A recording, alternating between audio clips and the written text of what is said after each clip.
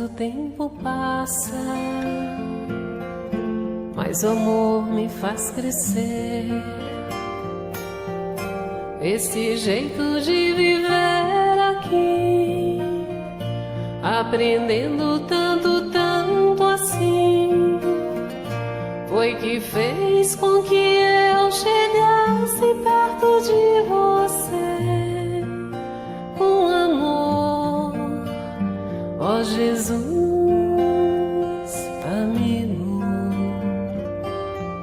Sou feliz em estar aqui. Olá, meu irmão, minha irmã. Estamos aqui mais uma vez para apresentar o programa Amor e Caridade, que é um programa cristão, espírita. E hoje nós vamos falar sobre um tema que é de interesse geral, que é a cura. E para isto convidamos os nossos amigos, que são advogados, Cíntia Pereira e Paulo Moraes.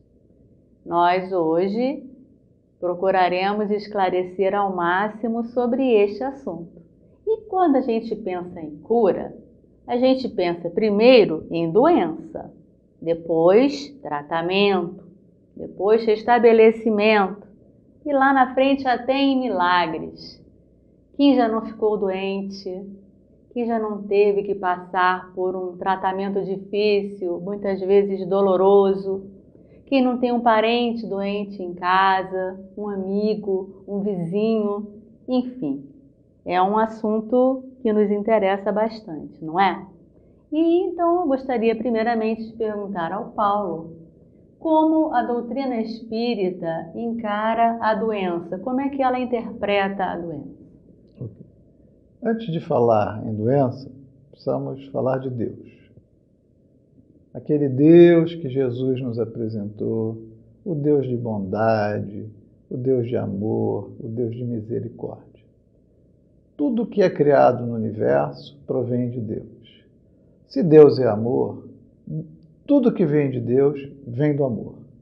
A doença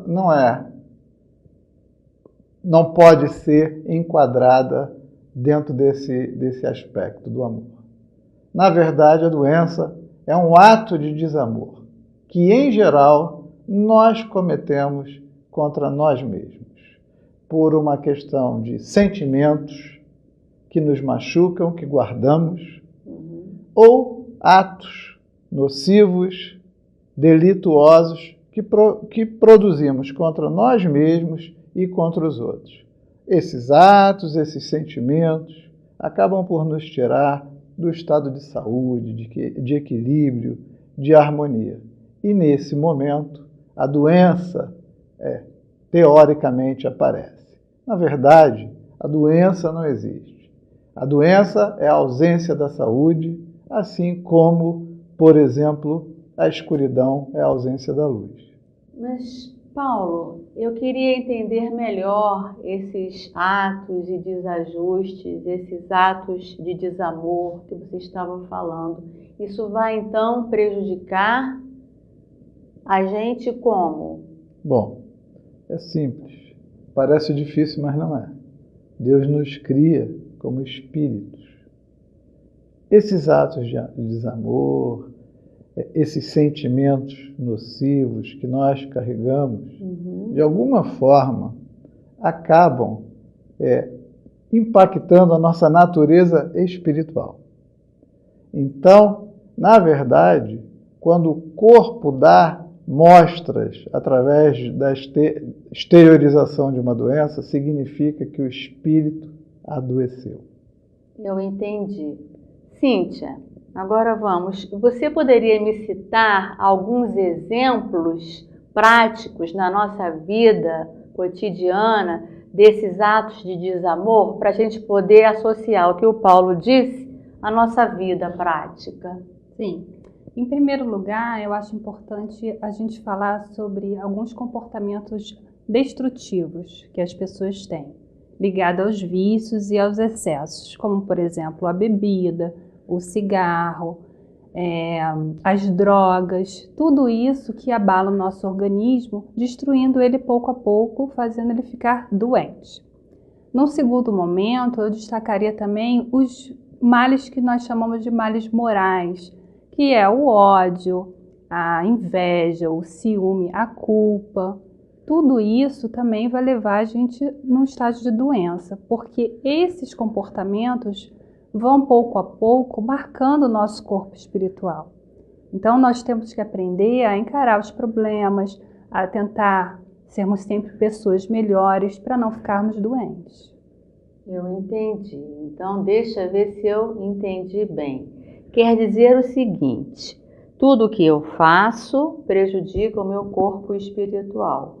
Quer seja ingerindo coisas que eu não devo ou, digamos, cultivando os sentimentos negativos, os sentimentos destruidores, como a raiva, como a culpa, como a mágoa. Então, vamos ver se eu estou entendendo direito, tá? Quer dizer o seguinte, que uma criança hoje que sofre de asma, bronquite, já pode ter sido um fumante numa vida passada? É bem por aqui, na verdade, Kátia, porque as pessoas se esquecem que nós fomos criados por Deus espíritos. Nós não somos um corpo, nós somos individualidades espirituais. Então, tudo que nós fazemos ou deixamos de fazer de bom fica gravado na nossa consciência, mesmo depois da morte. Então, cedo ou tarde, a consciência vai pesar. E é aí que nós vamos ficar doentes. Paulo, eu queria agora entender uma coisa. Quer dizer o seguinte, que todos esses remédios que nós compramos nas farmácias, nas drogarias, eles atuam aonde? No nosso corpo físico ou no nosso corpo espiritual? Remédios tradicionais atuam apenas no corpo físico. Ou seja, na verdade, eles combatem o efeito. Eles não se aproximam das causas, da origem do problema. Se o indivíduo adoeceu por conta de um sentimento, como a Cíntia comentou, da mágoa, da raiva, no primeiro momento, parece que o remédio vai resolver. Mas se o indivíduo não quer trabalhar esses sentimentos de uma forma mais lúcida e perceber que precisa retirá-los de dentro de si, o remédio, no primeiro momento, parece eficiente, mas com muita, digamos, frequência, o indivíduo volta a adoecer, não é verdade? Mas então quer dizer que não adianta tomar remédio? É para não tomar remédio? Não. Como é que é? Não. A doutrina espírita, entre um dos seus pilares, tem a ciência como suporte. Se Deus permite a evolução da ciência, a evolução da medicina, é para isso ser colocado à disposição do ser humano. O remédio tem o seu papel, tem a sua necessidade. Uma vez que o remédio foi receitado por um médico, a pessoa com certeza deve tomá-lo. Mas o que nós estamos dizendo é que isso é uma parte do tratamento. A parte principal demandará do indivíduo uma mudança íntima, uma reformulação de sentimentos, de atitudes, porque senão o remédio daqui a pouco perde a eficiência. Cíntia, você pode dar algum exemplo disso? Posso. Vamos supor que uma pessoa tenha te magoado, tenha feito alguma coisa para você e você ficou profundamente magoado. E aí ficou aquele sentimento ruim, a mágoa. Toda vez que você encontrar com essa pessoa, provavelmente o sentimento que vai vir não vai ser um sentimento bom. Não, jamais. Pois é, então assim, muitas vezes você não precisa nem encontrar com a pessoa. Às vezes você se recorda de uma situação, O coração já fica palpitando, você não é? já fica nervosa, a pressão sobe, te dá dor no estômago. Então assim, às vezes alguém toca no nome da pessoa, tudo aquilo vai voltar, todos aqueles sentimentos negativos. E aí o que vai acontecer? Você vai na farmácia, vai comprar um antiácido, um remédio para pressão ou um calmante. E assim vai virando um círculo vicioso. Se você não tratar o sentimento, você nunca vai ficar bom. Então, na realidade, qual seria o remédio correto para isso? O remédio correto é tudo aquilo que Jesus nos ensinou: a tolerância, o perdão, a paciência. Então, se a gente realmente buscar o nosso melhoramento desses sentimentos que são deletérios, se a gente não buscar, a gente vai realmente ficar doente. Eu entendi, Cíntia. Então, nós temos que estar alertas para 2 fatores. 1, para os nossos sentimentos. 2, para o nosso corpo. Porque tudo o que acontece no nosso corpo físico, primeiramente, ele está acontecendo lá no nosso corpo espiritual, que está mal resolvido, e isso vai acabar gerando a doença. E o remédio, conforme Paulo e Cíntia falaram, eles só vão atuar no efeito, porque a causa vai estar lá, permanecer. Não vai adiantar eu tomar um antiácido muito forte, poderoso, mas continuar tendo raiva, sentindo algum sentimento bem ruim por alguém. Mágoa, raiva, ressentimentos dos mais diversos, isso não vai ser bom para mim. Isso eu posso tomar o remédio que for. Então, gente, a doutrina espírita, vocês estão vendo que ela vai muito além daquilo que nós antigamente pensávamos que seria só um tratamentozinho básico. Não. Ela nos faz pensar, ela nos faz nos transformar, como o Paulo falou. Nós precisamos da nossa reforma íntima, nós precisamos perdoar aquele que nos fez mal, nós precisamos mais do que isso, desejar o bem às pessoas de uma maneira geral, porque quando a gente nutre o sentimento positivo, o sentimento bom, quando a gente não guarda raiva, ranço nenhum, a gente está promovendo a nossa saúde. E isso é o que todo mundo quer, é ter saúde, não é? Afinal de contas, a saúde é uma bênção. Todo mundo pede saúde. Quando alguém faz aniversário, a primeira coisa que a gente fala é muita saúde, muita paz, muito amor, porque a saúde ela é importantíssima. Com a saúde nós podemos trabalhar mais, nós podemos ajudar mais, nós podemos ser úteis a nós e ao nosso próximo. E só depende da gente. É uma decisão íntima nossa. Então, muito bem. Vamos então a um pequeno intervalo e voltamos já já.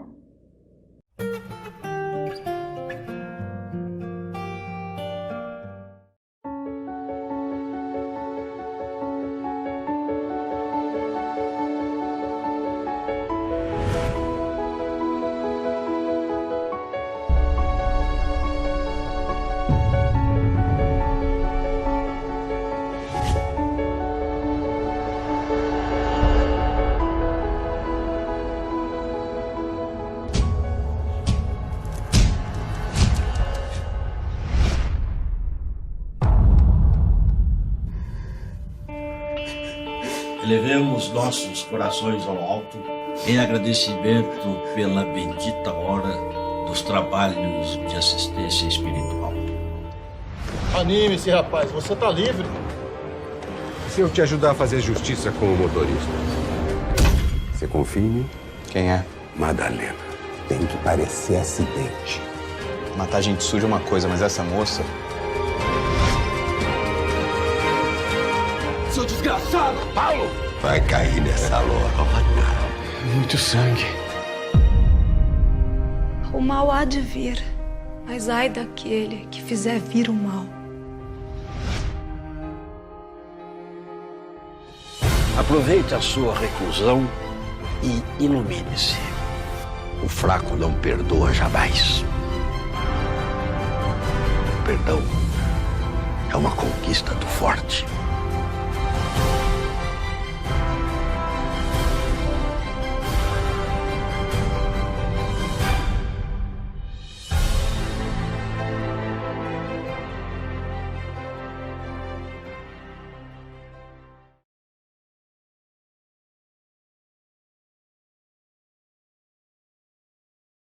Mercado Flor de Teresópolis, Rede Que Barato, padaria e lanchonete, açougue, bebidas em geral, frutas, legumes e hortaliças, direto do produtor. Aqui você encontra papelaria, perfumaria e bazar. Aqui você pode fazer pagamentos das suas contas, realizar saques e fazer depósitos. Preço baixo e bom atendimento você só encontra aqui na Rede Que Barato.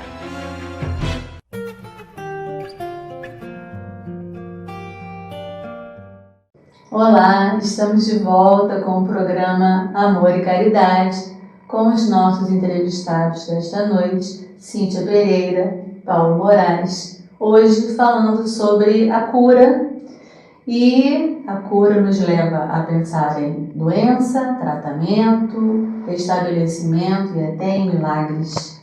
Agora, no segundo bloco, trataremos do tratamento das doenças. Já sabemos, no primeiro bloco, foi bastante a se falado, que nós não podemos culpar a Deus, não podemos culpar os nossos pais, não podemos culpar ao trânsito, ao engarrafamento, aos problemas financeiros. Nada disso pode ser o responsável pelos nossos males.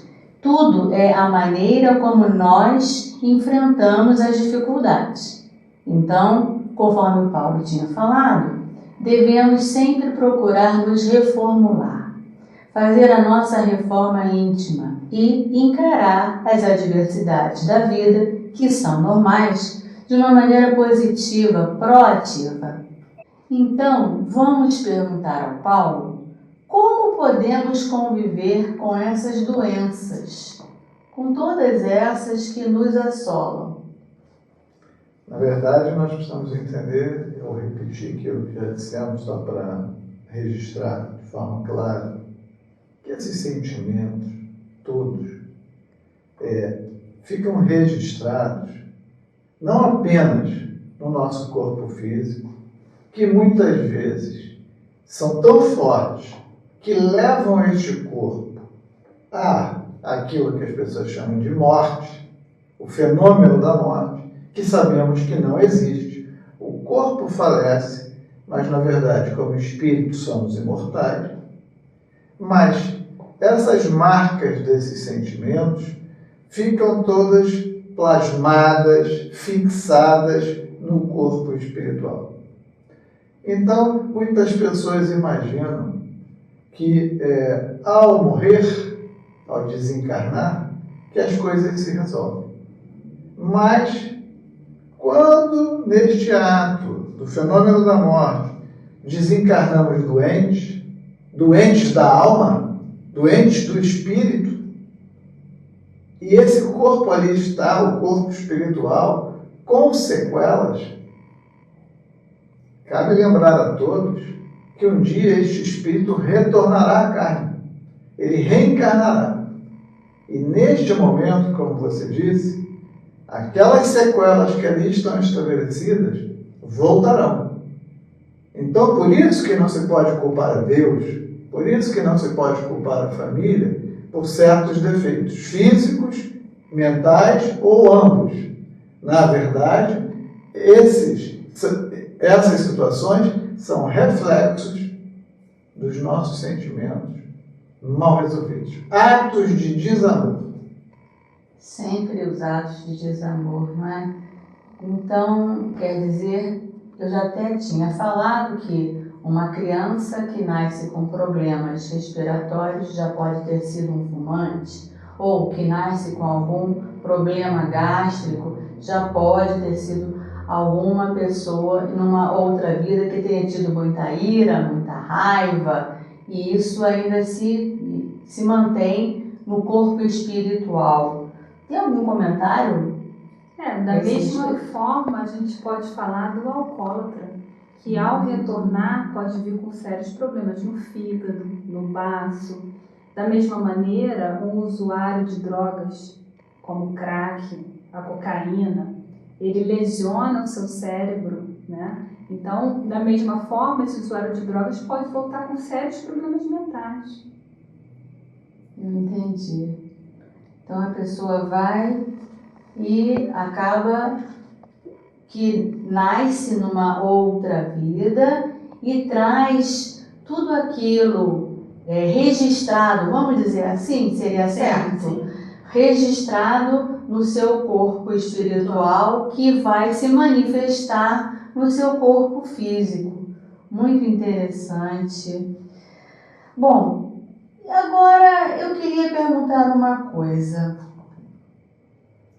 Jesus, ele falou, isso todos nós já lemos na Bíblia, nos Evangelhos, Jesus falava assim: se o teu olho for motivo de escândalo, arranca-o. O mesmo falou com relação às mãos, aos braços, às pernas. Por que Jesus falou isso, Paulo? Tem uma razão muito clara. Um indivíduo, por exemplo, violento, rude, bruto, às vezes muito forte, que usa dessa violência para constranger a mulher em casa, as crianças, às vezes os vizinhos.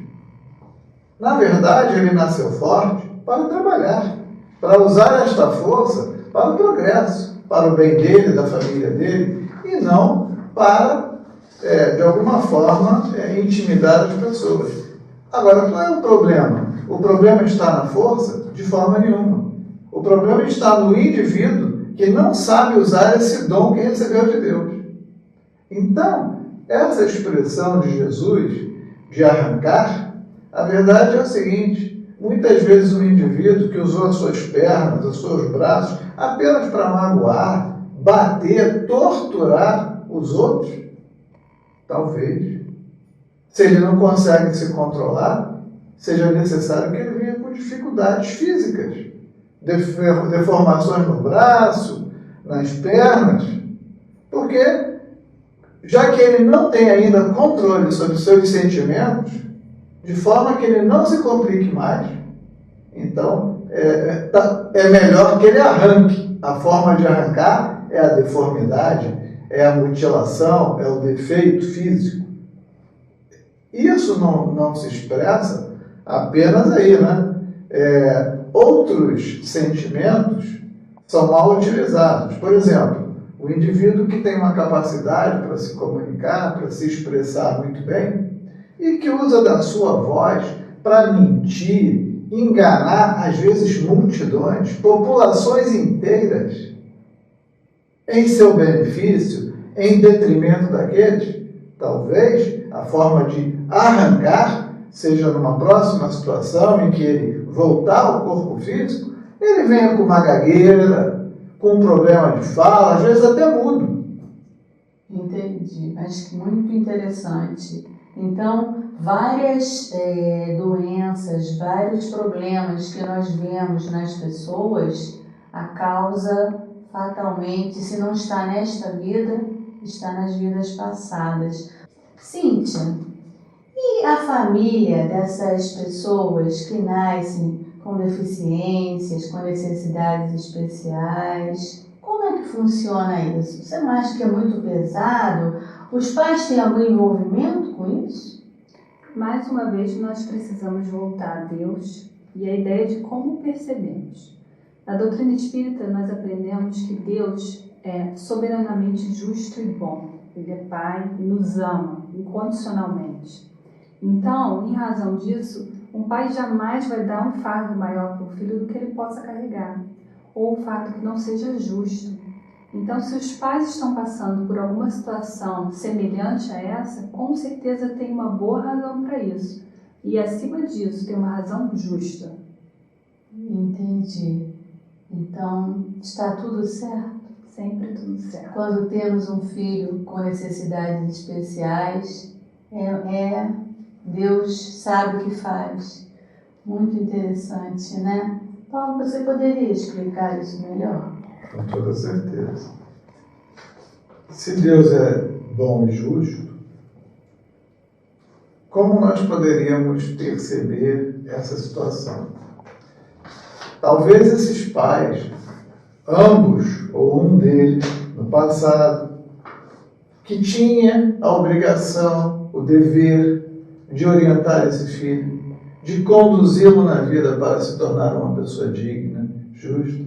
Talvez esse pai simplesmente tenha abandonado a família ou a mãe, ou tenha sido um pai relapso, negligente, incapaz de dar limites, de ensinar os preceitos básicos da moral, de apresentá-lo a algum tipo de religião que o tornasse um ser melhor. E esse pai, por uma série de razões, não fez, permitindo que esse filho, de alguma forma, descambasse para o mal e caísse, às vezes, vítima de um vício, vítima de uma deformidade moral que o levou a crimes e toda uma série de circunstâncias.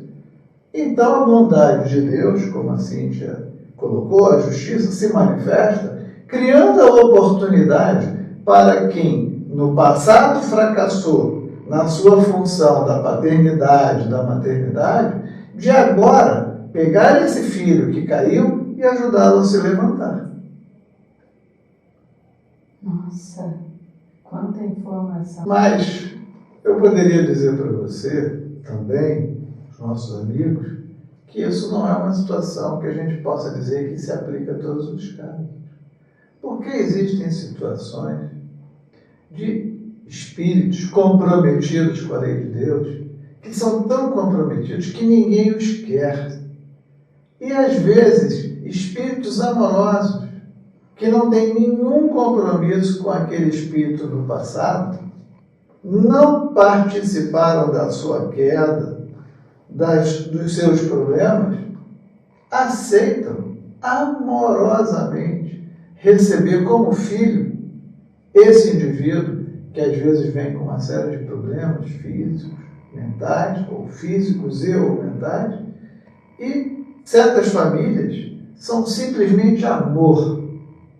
Recebem esse filho e, apesar de não terem contribuído para aquela situação, fazem dele o instrumento da sua atividade diária, dando a nós exemplos extraordinários, superando a tudo e a todos, em todos os momentos, com amor, com uma alegria de ter esse filho como uma oportunidade de ajudar um dos filhos de Deus. Que lindo. Mas, Cíntia, qual é o benefício para o espírito nascer com uma deficiência? Olha, se ele passar por essa prova com resignação, sem se vitimizar, sem se lamentar, com coragem, com certeza ele vai limpando o seu corpo espiritual e possivelmente numa próxima reencarnação ele poderá vir com saúde. Mas é importante a resignação. Não adianta passar pela prova se lamentando ou achando que Deus esqueceu dele. Entendi. Mas me explica melhor, Cíntia, o que é conviver bem com uma deficiência física? Eu posso dar o exemplo dos atletas paralímpicos, que superam todas as dificuldades, muitas vezes dificuldades gravíssimas, com resignação e assim, de uma maneira linda, muitas vezes até melhor do que as pessoas fisicamente saudáveis. E dão um exemplo de superação para todo mundo. Às vezes ganham medalhas, isso não é admirável? Isso é admirável, com certeza. Eu gostaria de perguntar ao Paulo o seguinte: e o que dizer daquelas pessoas que têm uma doença gravíssima, como um câncer, ou se não que estão em uma fila para o recebimento de um órgão de transplante, não sabem nem se vão conseguir viver até chegar a esse órgão? Como conviver com isso de uma maneira positiva, proativa?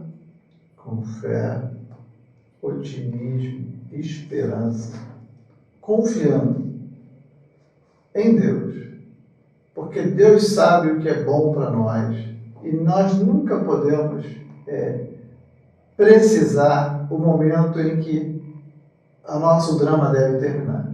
Só Deus sabe.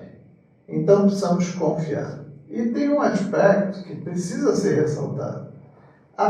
Hoje a ciência, a medicina, constata que indivíduos que têm fé, que têm confiança, que têm otimismo, com certeza eles alcançam melhor qualidade de vida, melhores resultados nos tratamentos e, muitas vezes, até a chamada cura, por conta da sua própria postura de fé, esperança e otimismo.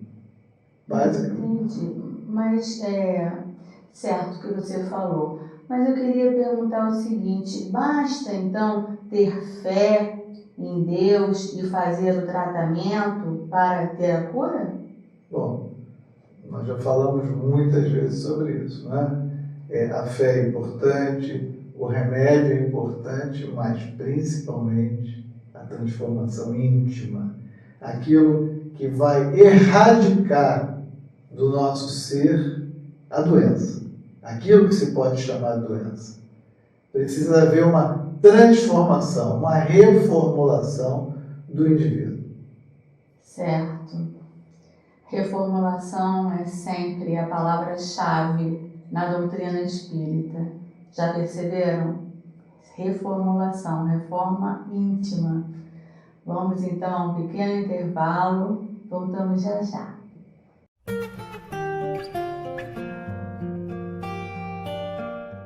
Mercado Teresópolis, Rede Que Barato, Rua Luiz Nogue Júnior, número 900, no bairro de São Pedro. Perfumaria, material de limpeza, bazar, bebidas, açougue, hortifruti e padaria com doces e salgados. Disque Entregas. Preço, qualidade e bom atendimento. Vem pra cá você também. Mercado Teresópolis, Rede Que Barato, no Perpétuo.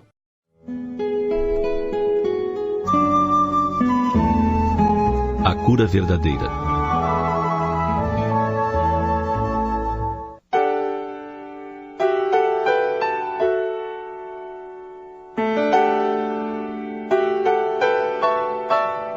Todas as criaturas humanas adoecem.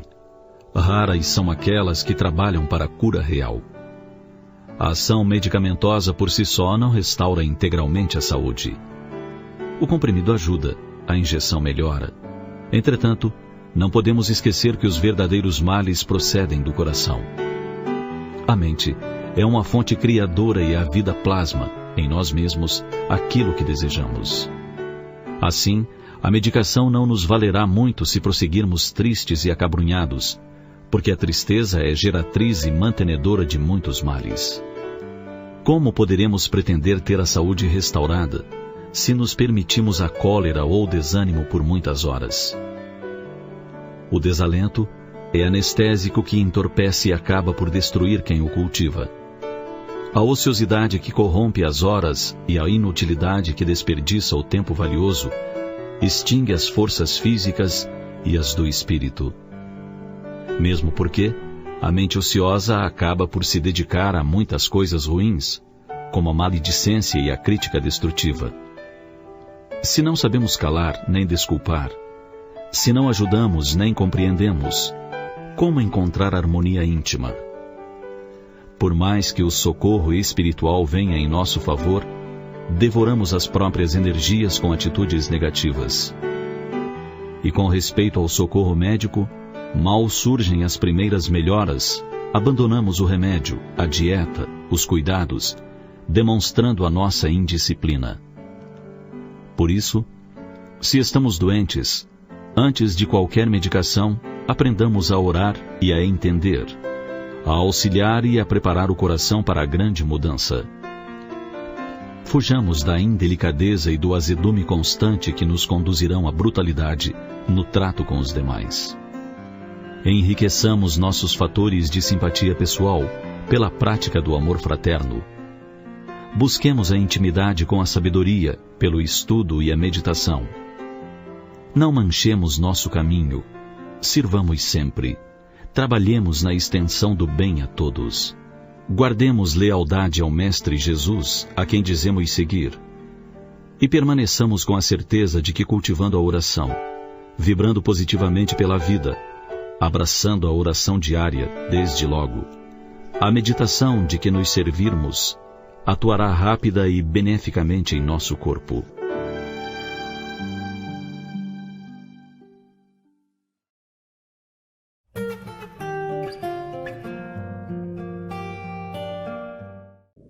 Olá, estamos de volta com o programa Amor e Caridade, falando hoje sobre a cura. Já falamos sobre a doença, o tratamento e agora vamos falar sobre os milagres atribuídos a Jesus. Eu tenho muita curiosidade sobre isso, porque as pessoas esperam sempre curas milagrosas, esperam sempre coisas assim totalmente fora do que é possível acontecer. E a gente sabe que Jesus, o nosso mestre querido, quando ele curava, ajudava as pessoas, aliviava o sofrimento delas, ele nunca se atribuiu esse mérito. Ele falava: o Pai te curou, a tua fé te curou, não é mesmo? Jesus não falava isso? E aí, eu pergunto para vocês, Cíntia, você poderia me dizer se Jesus fez algum milagre? Ele poderia mudar as leis divinas? Jesus não fez milagre. Na verdade, aquilo que chamam de milagre é sempre tido como alguma coisa sobrenatural. E a doutrina espírita nos ensina que Jesus é um espírito puro. Como espírito puro, ele conhecia profundamente a natureza humana. Ele de fato ajudou todas aquelas pessoas, mas porque era um conhecedor profundo da natureza humana. Ele não veio destruir a lei, como ele mesmo disse. Então, na verdade, tem até uma passagem, duas passagens no Evangelho de João, se não me falha a memória, é capítulo 10, versículo 34 e capítulo 14, versículo 12, onde Jesus falou: vós sois deuses. Na verdade, podereis fazer tudo o que eu faço e muito mais. Então, ele sabia que nós um dia vamos ter essa aptidão. Como? Através das reencarnações, vamos evoluindo, para um dia chegar ao patamar de espírito puro.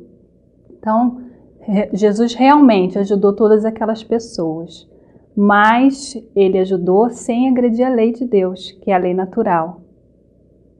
Entendi. Paulo, você tem mais algum comentário a acrescentar? Olha, Kátia, na verdade, conforme a Cíntia disse, Jesus tratou de muitos. Exatamente sem alterar as leis naturais. O que significa isso? Significa o seguinte, que dada a sua condição espiritual, Jesus percebia claramente nos indivíduos aqueles que estavam propensos à transformação, à reforma íntima que nós falamos. Então, na verdade, ele curou muitos, mas nem todos mantiveram o estado de saúde. Aqueles que estavam dispostos a se modificar, a vivenciar os sentimentos de uma outra maneira, nesses a cura se estabeleceu. E aí, de fato, eles permaneceram saudáveis. Mas muitos daqueles que foram beneficiados por Jesus voltaram a adoecer.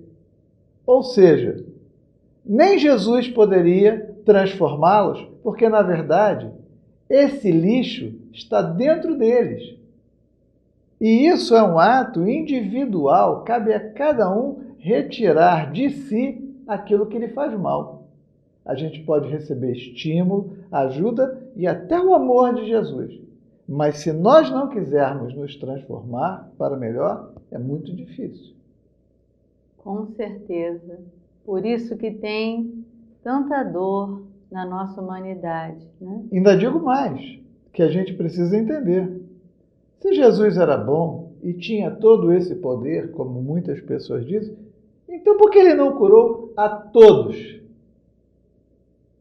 Se ele não fez isso a todos, é porque nem sempre é possível realizar. Porque não foi por falta de amor, não foi por falta de vontade que ele não quisesse fazer. Não foi por questões de privilégio. Jesus não discriminava ninguém, de religião nenhuma, de culto nenhum, de nacionalidade nenhuma. Ele amava e ama a todos indistintamente. Se não o fez, é por quê? É porque não podia. Daquilo que foi feito. Na verdade, quando ele diz, o Pai te curou, a tua fé te curou, significa o seguinte, você mudou. Você está... ele também disse, vai e não peques mais. Com não certeza. Foi? Ou seja, a transformação. É isso mesmo. Jesus já deixou a deixa para nós. Nós temos que desenvolver a nossa fé e nós temos que nos transformar. Quando ele falou, vá e não peques mais, significa o quê? Se você voltar a pecar, se você incidir naquele mesmo erro, a cura já fica muito difícil, né? Com certeza. Cíntia, queria te perguntar agora o seguinte. A doutrina espírita tem uma frase célebre que é fora da caridade não há salvação. E eu pergunto, como a prática da caridade pode nos ajudar nesse processo de saúde, de tratamento, de cura? Eu vou responder essa pergunta contando uma história que nosso querido Chico Xavier contou uma vez. Chico Xavier é sempre bom escutar as histórias verdade. dele, né? Ele contou que havia um indivíduo que na última encarnação dele tinha feito muitos males para as pessoas. Ele açoitava as pessoas, batia, ele usava das mãos sempre para prejudicar o outro, né? Então ele desencarnou, consequentemente chegou no plano espiritual se sentindo culpado. E aí, como reverter essa situação? Fez um planejamento de reencarnar novamente, onde estava programado que em um determinado tempo da vida dele, ele sofreria um acidente e perderia os 2 braços. E aí aquela história do escândalo que você mesmo comentou no início. Se o escândalo for necessário, você vai arrancar o seu olho. Isso. Se ele foi o motivo de escândalo. Exatamente. Então, o que aconteceu? Ele reencarnou, só que ele fez muitas coisas boas. Ele já estava transformado. Então, ele começou a ajudar as pessoas, sempre tentando, de qualquer maneira, ajudar o seu próximo. E aí, o que aconteceu? Quando chegou o momento do acidente, pela misericórdia divina, como ele estava usando os braços para a caridade, pela misericórdia divina, ele apenas perdeu alguns dedos. Nossa! Então, na verdade, a gente pode até lembrar do apóstolo Pedro, que diz que o amor cobre a multidão de pecados. E é bem por aí. Muito bom, muito bom. Que palavras lindas. Chico Xavier, realmente, que espírito de luz especial, muito querido por todos nós, né? As suas histórias são sempre muito elucidativas, muito explicativas para nós entendermos esse mecanismo da caridade, do amor, da reforma íntima. Nossa, quantas informações, quantos conselhos, todos bons. Devemos então pensar sobre tudo isso que nós conversamos aqui hoje, avaliar com calma como é que nós estamos agindo no nosso lar, no nosso ambiente de trabalho, na nossa vizinhança, enfim, na nossa vida cotidiana e promover mudanças. E isso que os dois falaram aqui é muito importante. A prece, a conexão com Deus, a conexão com o amor, com a paz. E à noite o preparo para dormir, fazendo um exame de consciência, como Santo Agostinho nos ensinou de uma maneira tão brilhante. Nós, naquela hora que a gente deita, a gente põe a cabeça no travesseiro, como é que está a nossa consciência? Vamos pensar em tudo aquilo que fizemos durante o nosso dia, aquelas palavras que nós falamos, mas que não foram bem ditas, que foram ditas de uma forma meio agressiva. Podemos reformular para numa próxima vez falarmos aquilo mesmo de uma maneira mais amena, mais suave, sem ofender o nosso próximo. Enfim, a gentileza, como a Cíntia falou, muitas vezes podemos fazer uma gentileza, ceder a vez para poder entrar, sei lá, em um elevador. Dar um bom dia. Dar um bom dia ao porteiro, ao nosso amigo, ao nosso vizinho, ao motorista do ônibus. Como é bom! A gente vai subir num ônibus e fala bom dia para o motorista. Às vezes isso pode transformar o dia dele, fazer o dia dele ser muito melhor. Então, isso gera saúde. Gentileza gera saúde. Amor gera saúde. Carinho, atenção. Então, meus amigos, a cura, ela envolve uma série de fatores e devemos estar ligados neles, porque ninguém quer ficar doente, não é verdade?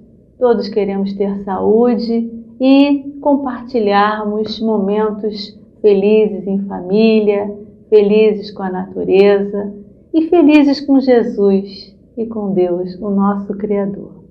Agradeço pela atenção de todos e até o próximo programa. Gostou do nosso bate-papo? Então não perca um vídeo que nós preparamos especialmente para você assistir sobre o tema de hoje.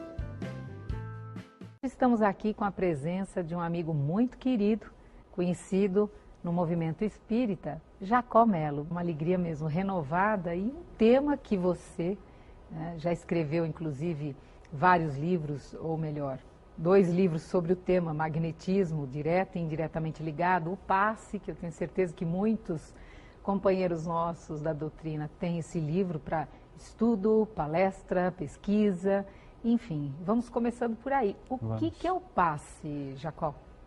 O passe, Delmar, é uma transfusão, uma transferência de energias, para usar um termo bem comum, de energias de uma pessoa que a possui em abundância para uma outra que está carente.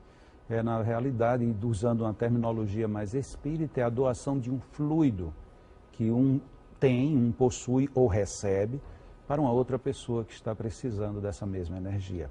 Isso tem um nome técnico todo chamado de magnetismo. O magnetismo é uma ciência que o espiritismo houve por bem conhecer mais e aprofundar um pouco mais. Então a gente pode dizer que passe é magnetismo, Jacó? Seguramente, o passe é, em essência, a aplicação do magnetismo.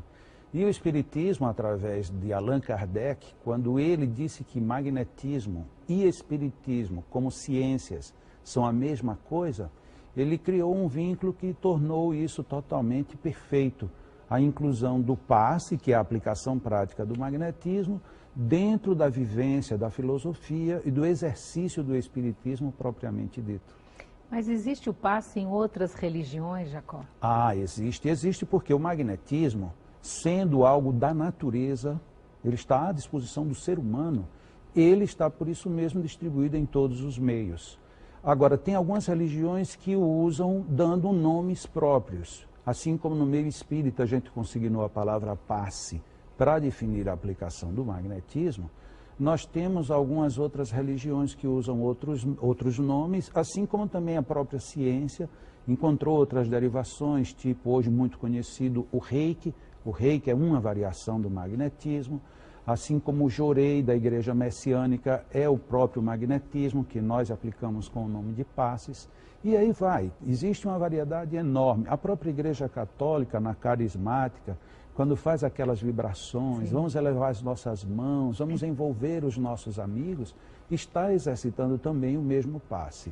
A diferença do espiritismo, se você me permite, é porque como o espiritismo surgiu dentro de uma filosofia que tem também uma abordagem científica, nós estudamos mais cientificamente o processo e por isso o passe ele ganhou um espaço, ou seja, uma base maior e pode, portanto, ter muitas variações. E nem todas as religiões usam essa mesma base larga.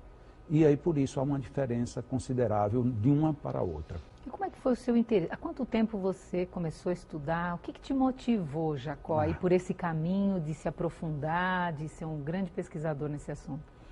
Olha, primeiro foi uma situação totalmente involuntária. Eu já desde muito jovem, eu tinha magnetismo. Eu tocava as pessoas e as pessoas sentiam-se diferentes e a maioria se sentiam bem, se sentiam melhoradas. Depois eu tive a necessidade de pesquisar, porque como eu tive uma formação no sentido sempre da matemática, tanto que eu terminei fazendo engenharia civil, eu tinha o hábito de querer saber o porquê das coisas. E eu tinha um dom que a quem eu perguntava, o pessoal dizia, não, mas isso é um dom de Deus. Eu digo, ótimo, Deus me deu esse dom, mas como é que ele acontece? Por que acontece assim? Por que às vezes eu quero e eu não consigo, e às vezes eu não penso em querer e eu consigo? E aí eu fui começando a ler, a literatura espírita era muito pouca, eu achei na época, e comecei a ler outras literaturas de origem esotérica, e fui me aprofundando. E como eu tinha o dom, eu aplicava. Então o que me diziam, o que eu lia no livro, o que eu entendia, eu aplicava para ver se funcionava. Algumas coisas funcionavam comigo, outras não funcionavam. E aí fui começando a pesquisar, e assim foi durante muitos anos. E por conta da pesquisa me chamavam para dar cursos, para ministrar aulas. Então uma coisa vai somando com a outra até que se torna irreversível. Muito bom. E você falou anteriormente na questão do processo. O Espiritismo então estuda esse processo do passe. Como é esse processo do passe? O processo é muito interessante. Primeiro porque ele surgiu no nosso tempo moderno com uma figura muito notável que foi o Mesmer. O Mesmer cunhou com o título de magnetismo animal aquilo que era uma troca de energia que ele possuía e que causava reações muito fortes e muito pulsantes nos próprios pacientes. Ele teve homéricas brigas com a sociedade de medicina da época, mas conseguiu se impor, tanto que praticamente é impossível se falar de hipnose, de psicologia, de psiquiatria, de psicanálise, sem se falar em Mesmer. Ele está praticamente na base de tudo. E na base espírita também. Então, ele descobriu algumas regras, e ele colocou as regras. Depois vieram os grandes seguidores de Mesmer, como o Possegui, o Barão de Poté, e todos esses homens foram lastreando. E chegou-se a um outro grande magnetizador, chamado Senhor Deleuze, que era quem Allan Kardec tinha como referência próxima. Né? E ele, então, tinha todo um método, por que aplicar assim, quando não aplicar assim, como fazer, como não fazer. E aí, então, começaram a surgir todas as linhas, os senões, os pontos mais favoráveis, os pontos desfavoráveis e assim sucessivamente. Qual é o alcance do passe, Jacó? O passe, quando nós tivermos total domínio dele, ele será a grande panaceia que a humanidade busca. Ou seja, o grande medicamento para tudo. O que está faltando de fato é uma dedicação no estudo, na pesquisa e no aprofundamento. Por exemplo, os espíritos dizem para Allan Kardec que o mecanismo do magnetismo atua através do sistema nervoso. Nós aqui temos duas opções, ou acreditamos ou duvidamos disso. Se acreditamos, devemos trabalhar a favor. Se duvidamos, temos que fazer a pesquisa. Ou seja, numa ou noutra situação, a gente teria que aprofundar. O que é que nós fazemos em relação às pessoas que têm problema no sistema nervoso? Não fazemos nada magneticamente. Por que não fazemos? Porque não pesquisamos. Porque se os espíritos estão certos, por exemplo, uma doença como o mal de Parkinson, tem todas as chances de, num futuro muito próximo, muito breve, nós temos uma boa resposta dentro do magnetismo. Mas agora é preciso que os magnetizadores se dediquem a isso. Por exemplo, sobre a depressão, hoje a gente já tem unidades nos Estados Unidos, temos em Pelotas, temos aqui em Bragança Paulista, aqui em São Paulo.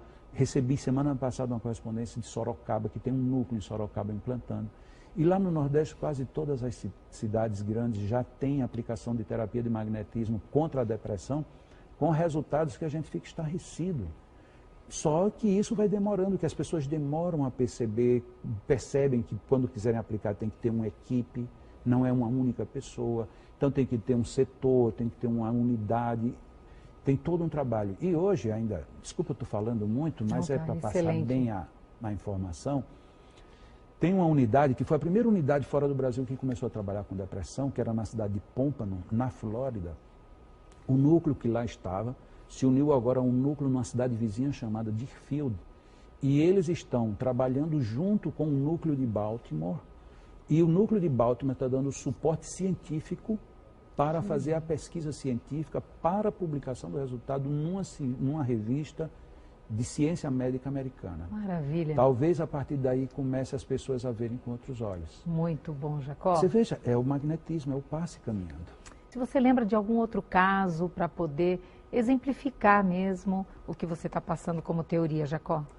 Tem muitos casos. Imagino. São milhões de casos em todo canto. Sim. O bom, porque muitas vezes as pessoas pensam assim, Jacó, com você lá na sua instituição, eu normalmente evito ficar muito lá, porque parece que pode parecer que só lá acontece isso, mas acontece em todos os lugares onde há uma aplicação bem feita. Mas eu vou me permitir contar um caso lá de Natal sobre depressão. Até porque o senhor com quem aconteceu, ele já me permitiu que eu contasse o caso. Chegou esse senhor lá na nossa instituição porque tinha assistido uma entrevista que eu fiz por ocasião do lançamento do livro A Cura da Depressão pelo Magnetismo. A senhora dele, católica, apostólica, romana, disse para ele, nós vamos lá ver esse negócio, porque a gente já tentou de tudo e nada. Só que ela católica, apostólica, romana, e ele ateu cru, ateu, não acredita em nada, isso nada me comove. E eles foram à instituição, com um caso grave, porque ele tinha a depressão há mais de 40 anos. Uau. Não era uma depressão que teve uma crise que foi aprofundando. Um homem muito sério, muito digno, tanto que diz com total tranquilidade, ele não diz com agressão, eu sou ateu, mas ele diz com convicção. E ele chegou e começou a terapia lá conosco, e como nós temos o sistema de entrevista, como eu falei há pouco, toda semana ele dizia, olha, está tudo do mesmo jeito. Ele só se limitava a dizer isso. Como é que o senhor passou a semana? Do mesmo jeito. Como é que foi no passe? Não senti nada, está tudo do mesmo jeito. E ele repetia isso semanalmente, e aquilo nos deixava intrigados, mas era o que ele dizia. Até que algo como entre 2 e 3 meses de tratamento, ele disse, está tudo do mesmo jeito, mas pelo menos eu já não fico mais trancado dentro do quarto. Então parece nada, tudo bem. Depois, mais um tempo ali, ele começou a dizer, bom, hoje eu já saio com a minha mulher para ir ao supermercado.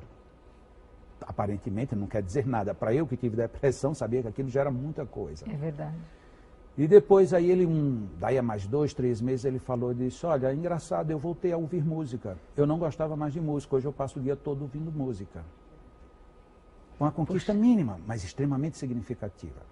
Prosseguindo para o final da história, ele hoje não toma nenhum medicamento, ele é uma pessoa extremamente normal, absolutamente normal para tudo. A única coisa que ficou diferente é que ele diz, eu continuo ateu. Pronto.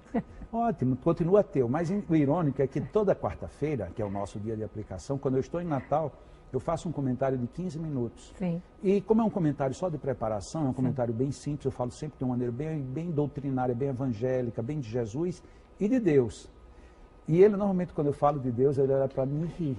E aí um dia eu perguntei para ele, meu amigo, você disse que é ateu, mas eu falo tanto de Deus e você ri, isso é porque você fala de um Deus diferente. Então, quer dizer, ele é ateu, mas ele sabe que tem um Deus diferente. Esse foi um caso, para mim, extremamente eloquente, porque como eu pude conviver muito no dia a dia, e ele tendo toda uma rejeição, e sendo um caso muito grave de muito tempo, mostra que realmente é uma potência, é fabuloso. É uma bênção. A medicina lhe coloca dentro do poço, lhe tira do fundo do poço, mas você continua dentro do poço. Com o magnetismo você sai do poço. Maravilha. E aí você passa a viver novamente.